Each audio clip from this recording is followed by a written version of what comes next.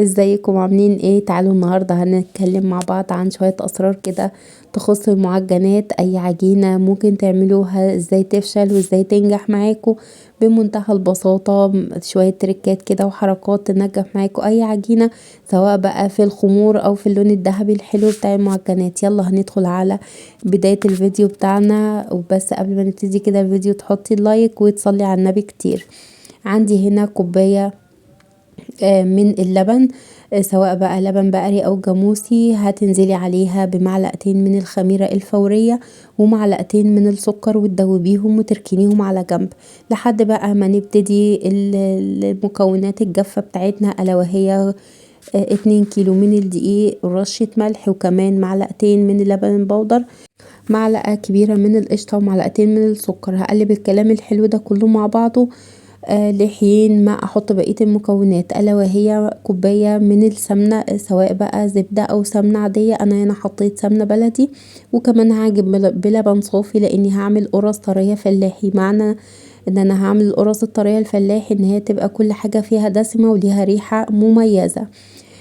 قلبت كده، نزلت طبعا على ال2 كيلو دقيق بلتر ونص من اللبن، سواء بقى بخيره لبن بقري او جاموسي او اي نوع ممكن تستخدميه، او حتى ممكن تستخدمي كمان الزبادي، بتديها طراوة طبعا مش طبيعية. بعد ما رفعت كل المكونات بتاعتي في العجان وابتديت اعجن 10 دقايق بالظبط، وابتديت احط الخميرة اللي احنا دوبناها بمعلقتين سكر وبكوباية لبن.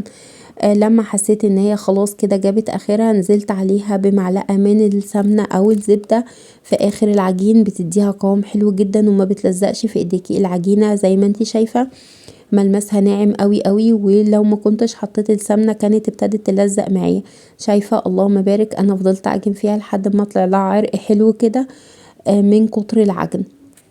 اعجني فيها واخدميها، وشوية السمنة او معلقتين السمنة او الزبدة اللي بتحطيها في الاخر مهما كانت العجينة بتلزق معاكي ما بتظهرش في ايدك، يعني بتبقى طرية، عجينة طرية جدا وبتلزق في الطبيعي، بس معلقة السمنة دي او معلقة الزبدة بتلمها وبتخليها عجينة طرية. سخنت الفرن 10 دقايق وابتديت احط العجينة. اللهم بارك، طلعت بعد تلت ساعة بالمنظر اللي انتوا شايفينه ده.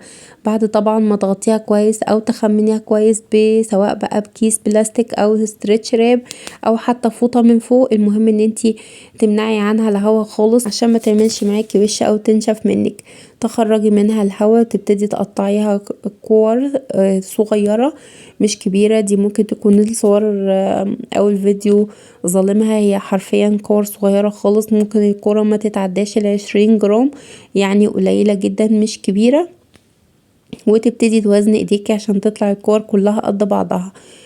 طبعا صينية مدهونة زيت او سمنة زي ما انتي حابة. وعلى فكرة دي خطوة مش يعني مش اجباري، انتي ممكن تخليها على كده، هي واخدة مقاديرها مظبوطة جدا، واخدة سمنتها مظبوطة، فمش هتلزق معاكي في الصواني. ادي صينية، انا عملت صينية كده بالسمنة دهنتها من تحت، ما فرقتش كتير. تبتدي بقى بعد ما تكوري الصواني بتاعتك كلها تبتدي تفرديها بالمنظر اللي انتي شايفاه ده.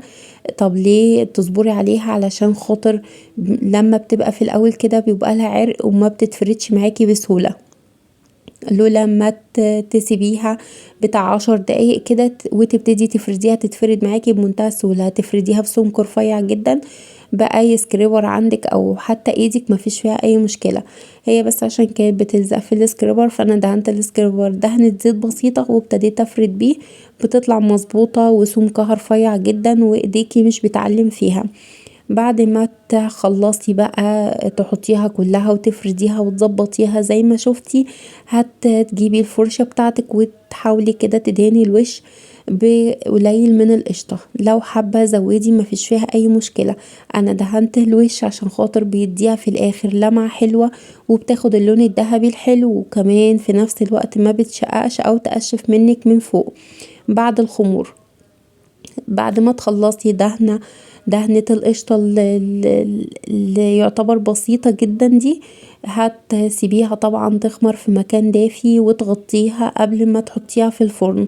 لازم تخمر خمور كامل، ده لو حباها هتطلع هشة جدا، ولو حباها تبقى ما شاء الله سمكها مظبوط، وفي نفس الوقت طرية كده من جوه وقطنية جدا. تسيبيها في مكان دافي، بعد ما تغطيها هتطلعلك بالشكل اللي انتي شايفاه ده. على طول على الفرن متسخن من قبل، ولازم الفرن يبقى متسخن جدا. ما تحطهاش المعجنات بالذات ما تحطهاش على نار واطية او تدخليها قبل ما تسخن الفرن، هتهبط معاكي ومش هتبقى حلوة خالص. بعد ما بتطلع سخنة بتدهنيها دهنة بسيطة جدا كمان من القشطة. دي طبعا امور اختياري، ولانها قرص فلاحي وطرية فلازم تديها حقها بزيادة. اول ما بتطلعيها على طول بتدهنيها الدهنة البسيطة من القشطة، بتديكي لمعة حلوة جدا جدا وبتحافظ على طراوتها حتى لو بيتت لتاني يوم. طبعا اللهم بارك ال2 كيلو، اللهم بارك عاملين الكمية دي كلها بسم الله اللهم بارك. بعد ما تخلصيهم تحاولي تغطيهم كده لحد ما يهدوا خالص ويبردوا.